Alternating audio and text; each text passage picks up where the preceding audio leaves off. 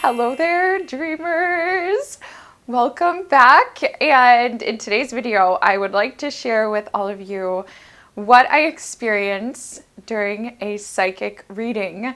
And I have been wanting to make this video for you all for a very long time. I hope I haven't made it already.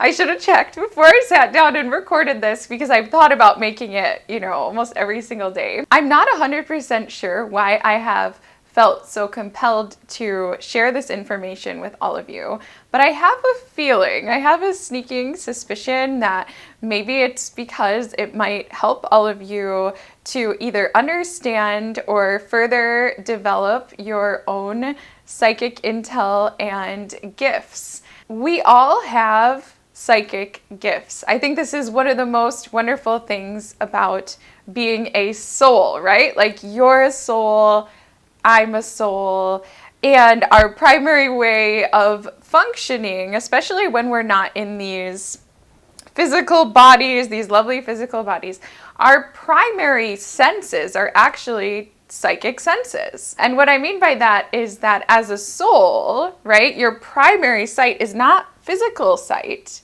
it's internal sight or clairvoyance. And as soon as our, bodies get worn out and we pass on, right, we don't lose the ability to see.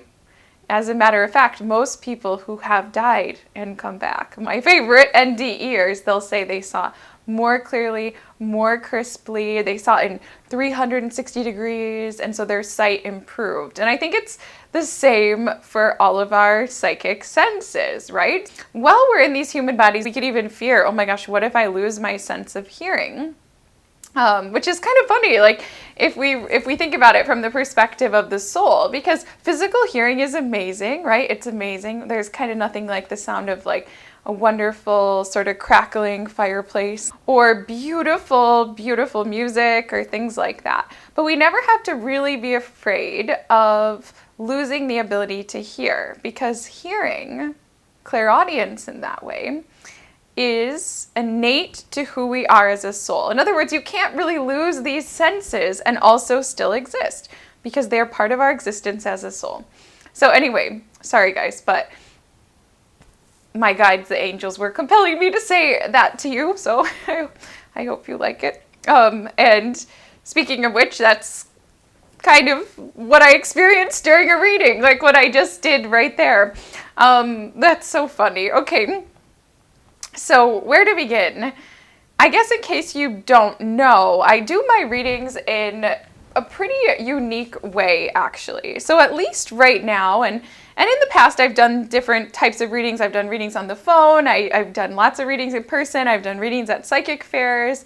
But what I really love to do, and what I've been doing and indulging in now for a while, are these what I call remote audio readings. And basically how it works is somebody who wants a reading, they will email me, they'll send me an email and they'll say, Maya, I would like to have a reading with you. And I don't advertise my readings. I never say to anybody, you know what, you should buy a reading. I don't believe in that, right? I do pray, I do ask my guides and angels, please only send me people like who can benefit from my readings. And if somebody's meant to have a reading, please send them to me. So anyway, so people will email me and say that they want a reading, and I'll get a date scheduled for that person. And I actually put so much energy into my readings that I try to just stick to 1 or 2 per day. So sometimes there's a bit of a wait time, but amazingly, most of my clients are understanding about that. So I'll give them a date, and then I'll ask the person to think of some questions, and this is just to focus it's actually just to focus their intentions for the reading. And so I asked them to think of a list of questions. In the past I used to like really use the questions, but I don't really use them anymore. It's more so to encourage that person, that soul, to focus in on what they'd like to get out of the reading, and sort of like send that out to their own guides and angels in the universe and whatnot. The questions are moderately important as I prepare for the reading. Although I don't ever look at the questions, I have this ability to do this thing when I initially receive the questions where I don't read them with my mind, but I just read for the energy, just to make it, and that might sound strange, but this whole thing's probably gonna sound strange to you guys. So like, I actually can see energy like illuminating from the questions. This sounds super sci-fi, but it's really natural to me as an empath. I think a lot of you are empaths too, and so maybe you can relate. I'll be able to completely feel in my heart and sort of see illuminated energy surrounding the questions. And so as long as they're all kind of feeling pretty good in my body and they're, you know, they've got a little halo or whatever, then I'm like, okay, we're good. But I don't try to ever process a person's questions with my mind. So in other words, I'm not gonna like look at their questions and then think about it. Occasionally that will happen if I accidentally read them too specific, and it's absolutely torturous. But anyway, so usually I just look for the energy. But the very most important thing that I require for my readings, because again, they're remote audio readings, so the person is not there with me, at least not at this time. The person during the reading is going about their regular day-to-day life. They could be doing anything. Okay, they could be at work, they could be asleep, it doesn't matter, because I'm not connecting with that person's human. I'm connecting with their soul essence and their guides and angels during my readings. The most important thing that I collect from the client is an image of that person. And I do not know why my abilities work this way. But the way that my abilities work is that my psychic intel is activated by the experience of connecting with a person through their eyes. They say the eyes are the window to the soul, and that's true. I think so. I mean, everybody's, entitled to their own opinion, but I think it's true. This works out really well for me, actually, that the eyes, like peering deep into this person's eyes is what focuses my psychic intel, because it allows me to not be constantly tuned in. So like when I'm walking around in the world, the only time that I'm going to be completely like psychically tuned into someone is if I look them deep in the eyes. Which, like, if I do get, like, really bored, sometimes I will do that, okay? But, like, usually if I just kind of look somewhere else, like at their shoulder or something like that, I won't get hit too much with their energy. To sort of paint you guys a picture, when I'm about to start a reading, what I actually do is, I think I've shared a little of this before, but I close the shades, so it's, like, totally dark here in my office. I'll light a candle. If I want to go like really deep, I won't even light a candle. But right now, like just for funsies, each one of my readings includes a tarot card at the end. And so I need a little light to see those. Anyway, well, I'll make it as dark as possible.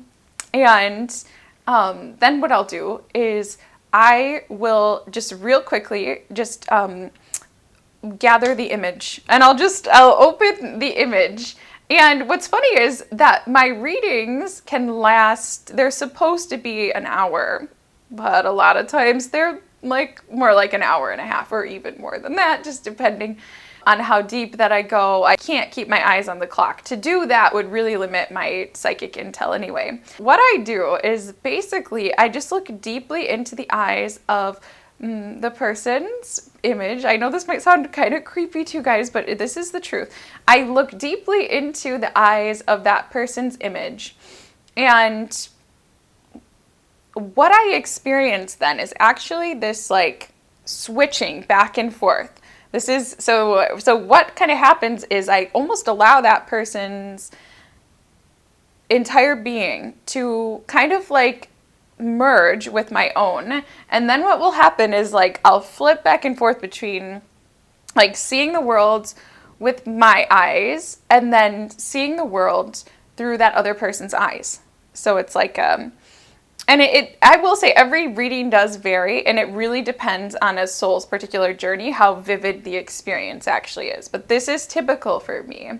Now when I establish a connection with that person's being, this can be a rather intense experience depending on the individual involved, because I will see through their eyes, hear through their ears, and feel what they're feeling. And that's especially potent. And so like a lot of people that get readings, they come to get a reading because they're not doing well. Not always, and luckily for me, a lot of the times people just want the experience, I think. But sometimes they're coming because they're not doing well, they're depressed or things like that. And so as soon as I establish that connection with the person, I will feel all of that. So I am aware of what is going on within the person.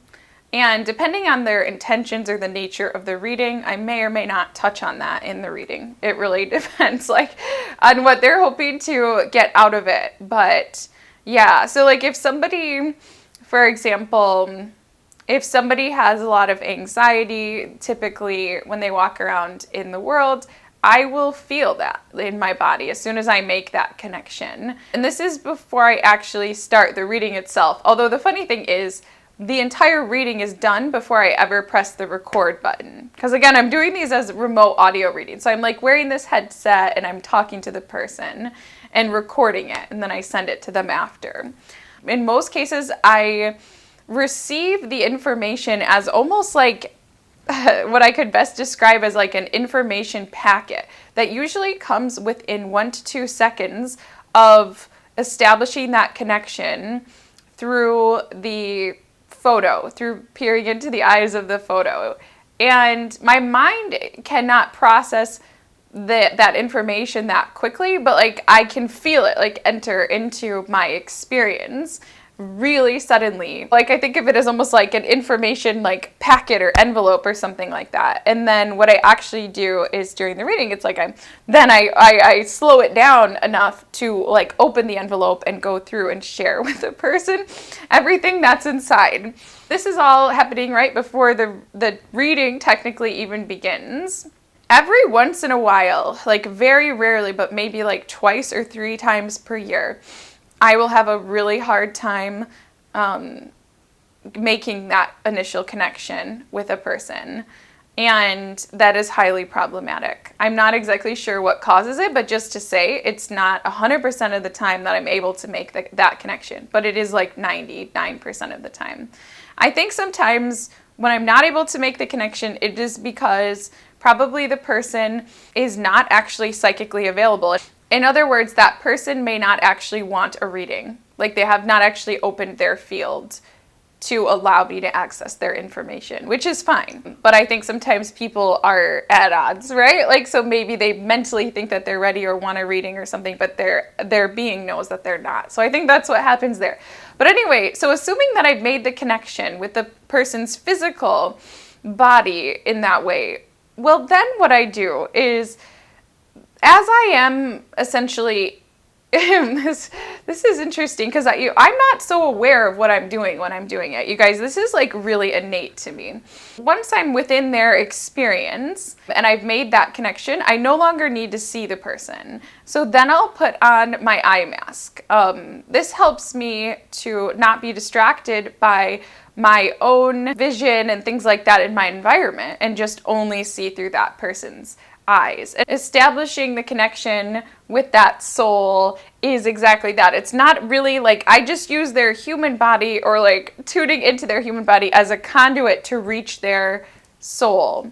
So I just really quickly just sort of, depending again on their intention for the reading, but I usually quickly like jump beyond their physical body. Once I'm experiencing myself through them, then what I do is I make a connection to their guides, because that's what I'm really after. And perhaps I think there's probably many, many ways to do this, but this is just what I do. And I also want to say that if you were to go to psychic school or something, they would not advise you to do this because you really take on a lot of what the other person is experiencing, which I am presently okay with. Well, I did not go to psychic school. I just basically started working with my abilities when I felt ready. I was tested in my abilities a couple different times. I passed the tests and then I started working.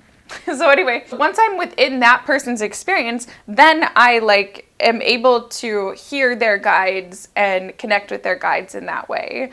And I usually insist that I have at least either one message or one vision from the person's guides before I actually will press the record button and begin the reading. Again, this usually happens more than 90% of the time. And the initial message could be anything. Sometimes it's like really highly specific. Like you're not living in the right place right now. You need to move to San Jose, California or something. But usually it isn't like that. So usually like the opening message is more broad. It might be something along the lines of,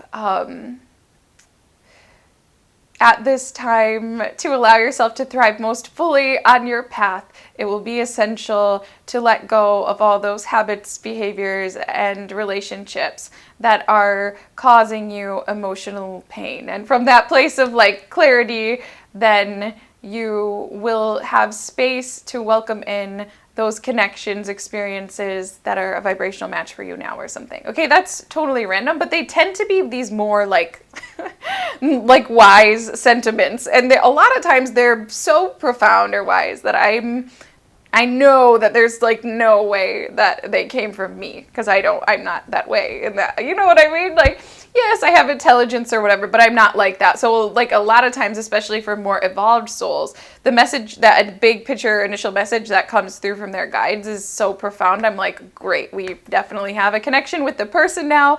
We definitely have a connection with the guides. And then what I do, like I know, so a lot of psychics probably like meditate a lot, like before they do their readings or something, but I don't, like, I'm just being honest. I do two things. I do always ask for protection, and I do always set an intention for the reading, and I do always do a prayer before the reading. So I do those things. And what else do I do? Really nothing. Oh no, I do make a tone there for some reason, and I never received any training on this either, not on Earth, you guys. I'm pretty sure I went through a lot of training in the higher realms about how to do this work. And that's why I was able to just decide to do it and then just do it. But yeah, so I sing a tone, which is usually something like this. Something like that. So I know. So anyway, so I'll do that. And then the rest is like a mystery to me. As soon as I press the record button, I use the initial information packet, or like the initial message from the guides, to enter into the reading. And so I'll begin with that part of the reading. And then a lot of times it's just a teaser though. So like, so what I mean by that is like, so let's say that the opening message was the one that I just shared with you about how it's time to let go of those things which are causing pain. And so whenever I receive a message, there's almost always a vision that correlates to that. And I have a vision that correlates to this message. And it's a vision of like a woman sitting on the side of the street, and like almost like all this baggage, like suitcases and stuff like that are like loaded up onto like the top of like an SUV and stuff like that. And so for you guys, you might be thinking, how does that correlate to this message? But it just does. Like the pictures, they're just embedded with meaning for me. And then there's a man who comes and like swings by to pick her up, and then like they go down the road, and like as they go, she realizes, actually I don't need this bag, I don't need this bag, I don't need this bag. And she goes and travels across the country, and then by the time that she gets there, there's nothing left, and she's totally unencumbered and feeling so much less heavy, and her hair is blowing in the wind and all these things. And that's how I know what it means. So anyway, but the interesting thing is like, so a lot of times I'll start with that vision and message from the guides, but then like when I actually go into it in the reading, it becomes a lot more vivid. So it's almost like, I don't even know how to really describe this, but like sometimes the vision will seem really simple. Like I'll see a client or something just standing on a stage, and I And I might initially think that the big picture message of the reading is it's time for you to step into your power, you know, or be a leader or something like that. But then actually, like, once I'm doing the reading, I'll start by explaining that, okay, I see you on a stage or whatever with a podium in front of you. But then once I'm in the reading, I can see and hear so much more. So like maybe I look down at the podium and suddenly I'm able to actually like read the paper that's on the podium in front of that client. And I see that it says like the annual meeting of the American Heart Association or something like that, and like objectives. And then all of a sudden, well, I can't say for sure that I know what that means to that person because I don't. Like, I just see the visions. But, like, I might, there might be information embedded in it.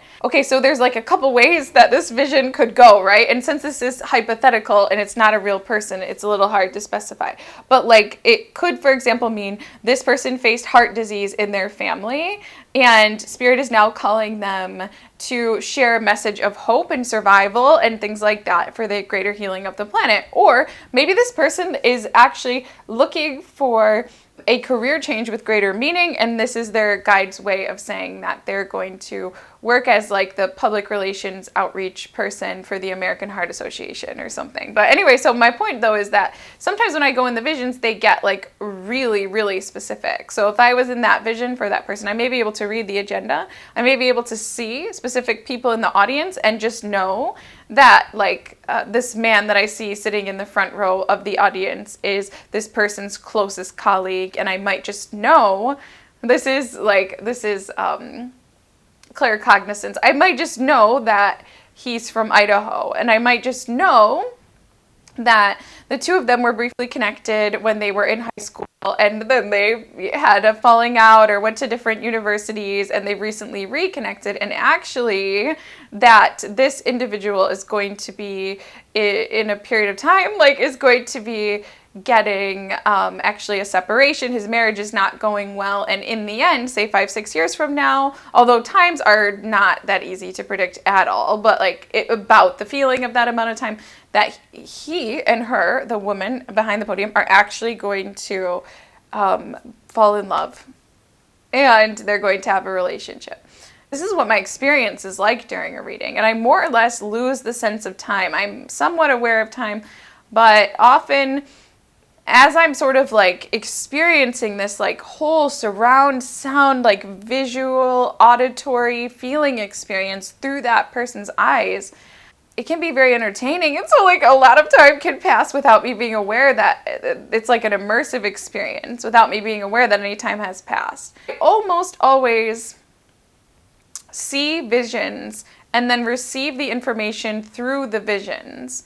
However, occasionally, if it's really important for a person, a client of mine, to have a specific message, the guides will actually show me that message as like words, like literal like white words on like a black background. That might happen once or twice a week, but it'll be like a mantra for that individual or something. Like if they really want them to understand that they're powerful creators and that they don't need to struggle in their creative process, for example, I may just see the words like, I create effortlessly. And they'll just, and sometimes that'll happen and I won't say it because I'm like, that's too basic, or like stuff like that. I shouldn't do that. You shouldn't judge what's coming through, but I do. Like, I'm human and I do. And so if I don't say it, because a lot of times like multiple things will be happening at once. Like I might hear a message from the guide, see the vision, be in the vision, and then I'll get like that flash or something. Eventually the person's guides will take everything else away. And that really irritates me because like I really like the visions, but I'll no longer be able to describe what's going on in the vision because they want me to say, you know, I create effortlessly or whatever their particular mantra is, because that's really important for the person to hear. That's been happening more recently. So anyway, so it's like I go on this journey with the person. In a way, like I don't really think that like being a psychic is a thing that you are. Like I think it's more like an experience or a journey that you're led down. Like, that's how it feels for me. It's about being open to that experience and actually letting go more than like a skill set in many ways. But the reason I say that is because sometimes like there'll be a scene that I'll enter for the person that they need to know about, or a vision or something like that. And it may be like so rich and so just like, I don't know, like completely immersive. And then all of a sudden, it just ends. Like it's just over, So, and that'll happen once I've said what I need to say in the recording to the person. So there may be a lot more information left in the vision, or the potential for a lot more information. A lot of times I get the feeling that the person doesn't need all the information. They just like need the highlights. And as soon as I've said the highlights, the vision's gone. It's just gone. And sometimes I want to go back, like, because I'm curious to find out more, but that's not how it works. It's really, they're just using the visions to get me to say what I need to say. So, like, I could be there with that woman, like, at the podium, the American Heart Association. I've said what I need to say. I said the thing about the guy, and all of a sudden, gone. And we're in a totally new vision. And in this vision, she's sitting on the side of the Grand Canyon looking out at the sunset. This is the type of thing that will happen. And so at first I have no choice. Like, so I go into the vision, right? And I might not know what it means, but then all of a sudden I'll feel, see, hear, and a golden retriever like running up behind her or something like that in the vision. Now again, I know what's happening in the sense that I'm there, but I don't know like what that means to her. So I'll usually say it, and then and again, like, this is not what they would teach you at psychic school, but this is just the truth. I'll usually say what it is, and then I'll usually make an estimate to what I think that it means. So I'll be like, oh, there you are, and you're at the Grand Canyon. And sometimes I'll even share like how the person feels in their body or something, depending on if I get the sense that it's relevant. And oh my goodness, like, there's a golden retriever that runs up behind you with like a frisbee in your mouth. And, it may be that the guides are wanting them to know the love of an animal will bring healing and peace to your mind and soul and deep satisfaction. Don't be afraid. Like, some people are afraid of the commitment of owning an animal or something like that. So maybe that is what is contained in the vision. And if that's like the only message, then it'll just like disappear. But maybe there's like a lot more information that can be expressed through that vision. This will happen a lot. So I'm in a vision like that, the dog comes up, so I say the dog thing, and then all of a sudden, like, the woman pulls the phone out of her pocket, like a smartphone, and I can see the screen. And I see her like texting a particular person or something like that, and then I know, oh, that's like an important relationship that the guides want to highlight.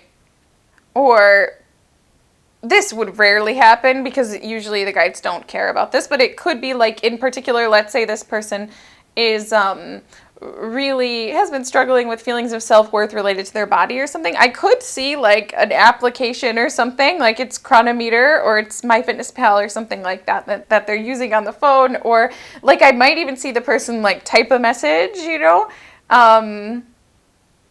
maybe the message says like,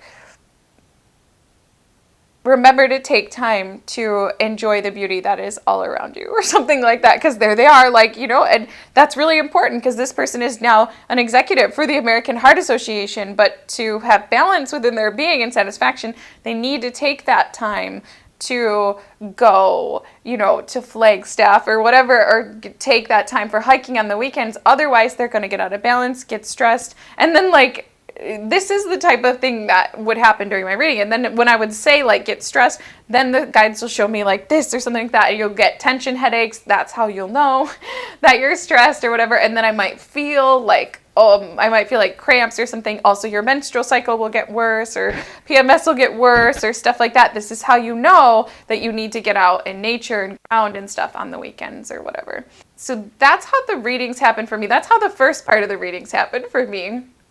And sometimes like the first part, it takes an hour just itself. Sometimes it's not the case. It depends, I think, on like how rich the client's questions are. So basically, once I finish that, and I just wait until all the visions just stop happening, I will look at the person's questions. Usually for the first time, I read them with my actual physical eyes for the first time, because before that, I've just read them with it for energy. Sometimes like I might have the experience, like say that woman is my client and she might have asked questions that were answered in the visions, but I didn't even realize it. So she might ask like, will I ever settle down and have love? And so I may have answered the question in the sense of, yeah, 5 to 6 years from now, that colleague that you kind of like, you actually will grow closer. You'll live together and have a relationship, right? But I didn't know I answered the question. Or she may have, her questions may have been about her career or where to live, and that Grand Canyon thing may be like a real hint about that. Or sometimes it happens that all these messages have come through from the person's guides, then I get to the questions and they're completely unrelated. So I never know, and it's always exciting. But it's usually the case that out of the 5 questions that the client has submitted to me, often like at least 3 of the 5 are answered in the opening part of the reading. But then what I do is I go through the questions and I ask the questions of the guides. And this is a very different experience. It's not predominantly a clairvoyant or visual experience. So when I ask the questions, it's primarily like a claircognizant or clairaudient experience. Like a lot of times, say, a person might ask, what do I need to do to feel joy again? Or something like that. Not a lot of people ask that, but a lot of people should. And it'll just come through just very much like the answer. The guides might say, in order to feel joy again, it is necessary for you to remove the boundaries that you place between yourself and others, viewing others less from a state of separation and more so embracing the connections and warmth between you and all those that are around you. You are not separate from the world, and you must release this belief in order to feel joy again. It'll be like that. Like it's like their awareness like of the guides, they just like overtakes me and I just answer the questions. So that's what I do. So like so I start out actually in the reading in the deepest psychic state, and then I like slowly back away. So the question and answer part is less of a deep state in a way than the just general message part. And then to like come back into normal reality a little bit more at the end of the reading, I will pull a card, a tarot card. Here they are, you guys, at my desk, but I'll pull a tarot card for the person. And usually I'm like somewhat still in like an altered or trance state. I actually don't really know why I pull these tarot cards. Like, as for most of the things in my readings, I don't really know like why I do them. I just do what I'm guided to do. It's very much an experience of stepping out of the way and just allowing myself to be divinely guided by higher beings that know a lot more about all of this than I do. I feel like it just helps to provide closure to the reading to pull a card at the end. I'll share insights from the person's astrology too, depending on how much time that I have. But even when doing that, sometimes it takes a totally different tone where it's like I'm just intuitively reading the chart. But sometimes I'll be very specific about specific transits or things like that. But yeah, that's what I experienced during a psychic reading, or those are some of the things I experienced during a psychic reading. It is different with each person depending on their soul's blueprint and their guides. Some guides are incredible. They're super funny. They'll joke with me. They'll joke with the client. Sometimes the guides are more serious. It depends on what the client needs, and I don't really have any control over any of that. It's usually a very intense experience, and when I come out of it, it takes like a little bit of time for me to get back to my own body. Once the reading's over, I try to slowly come back to reality. So slowly, turn on the lights, try to be back into my body. And usually I'll try to like get outside, go for a walk or something to like break me out of that environment. And I also always do my readings in a fasted state. So afterwards I'll eat for the first time, and then that will help to ground me. Every once in a while, a person's energy will get like stuck in me. And usually I think that means that I did not do the reading properly. So in other words, like I'm still getting like the insights for that person because maybe I just wasn't having my best day as a psychic, or more likely there was a message that was coming through over and over, but I just didn't say it. And then that person's energy will linger around me until I do reach out and share the message to that person, or if I don't, they'll be in my field forever. That's what I experienced during a reading. I hope that somehow this is like interesting to some of you guys, or it helps you understand your abilities or something. Thank you for sticking around this whole time. Oh my goodness. And listening to this. And if you guys have more questions about psychic phenomenon, please do post them in the comments below, especially like what it's like to be a psychic or anything related to like my experience as a psychic, because that's something that I obviously could speak a lot about, but I have no idea what your curiosities are. So if you have some, share them with me in the comments below. Okay, thank you guys so much. Thank you for being here. Thank you for watching, being part of the Maya's Dream community. I'm so happy to have you here. Have a great day. If you've enjoyed this video, come back any Friday for another new video. And yes, many, many, many, many blessings to you, and namaste. Bye.